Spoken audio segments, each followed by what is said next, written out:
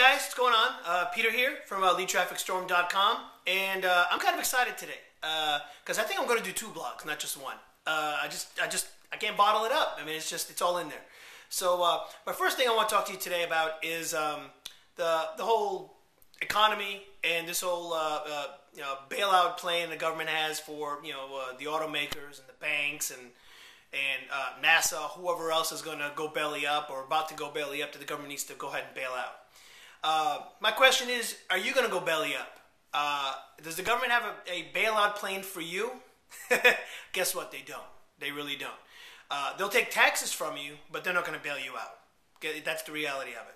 So what you need to do to prepare yourself for whatever might be coming. I mean, I don't know what's coming. I'm not going to do all the doom and gloom and all that other stuff.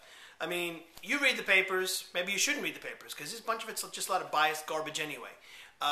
But I mean, we know what the environment, what the economy is like out there. There's another word I was looking for.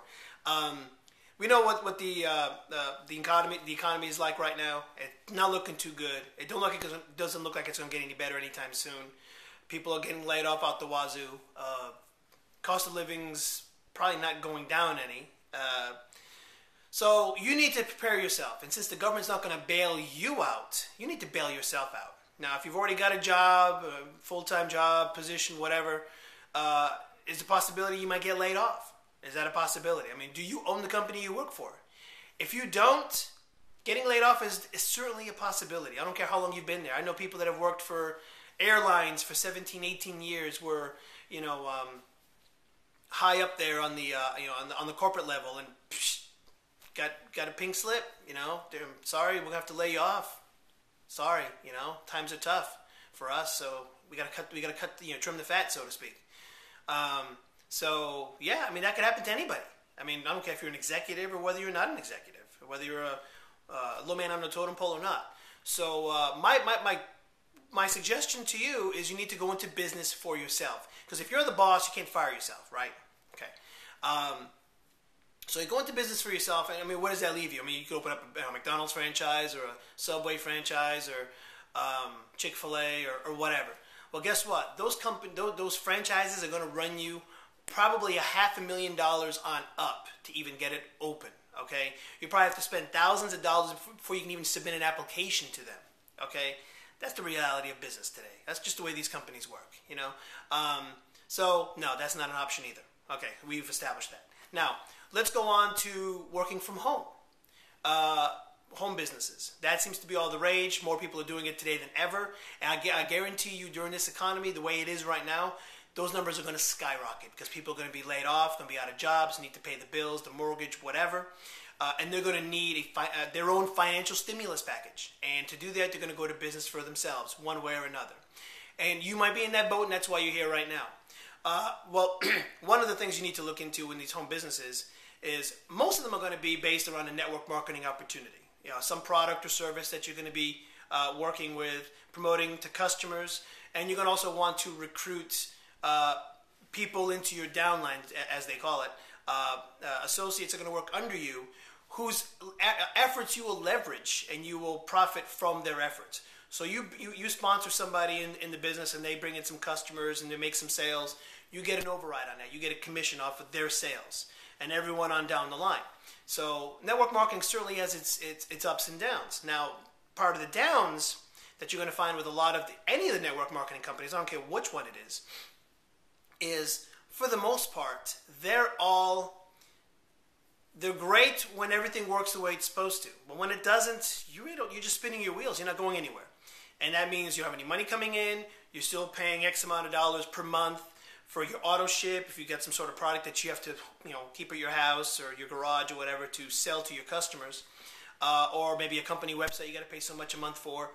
Anyway, you've got money going out every month, and unless you've got people and you got sales coming in and commissions coming in from other associates in your downline, you're not going to make any money back. So then you're going around in circles and you're not making any money anyway. So that's a problem. And almost without exception, most of the network marketing companies out there are going to provide you training that basically is like 50 years old. I mean, it's making a list of 100 names. It's talking to your friends, your family. Guess what? The list of 100 names probably won't make you rich, okay? I guarantee you probably won't even call 20 of the people on your list that you'll make. Guaranteed. You know what? I've been there, done that, okay? Your friends and family, they're not going to make you rich either. They're not going to pay your bills.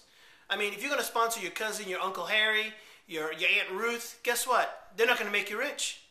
They might get a customer or two. They might go ahead and buy your product, but I mean, the odds of them actually becoming a dynamo and just sponsoring the hell out of people and building a downline thousands of people deep is not going to happen. Or at least the chance of that happening about as good as you win in the lottery. So think about that.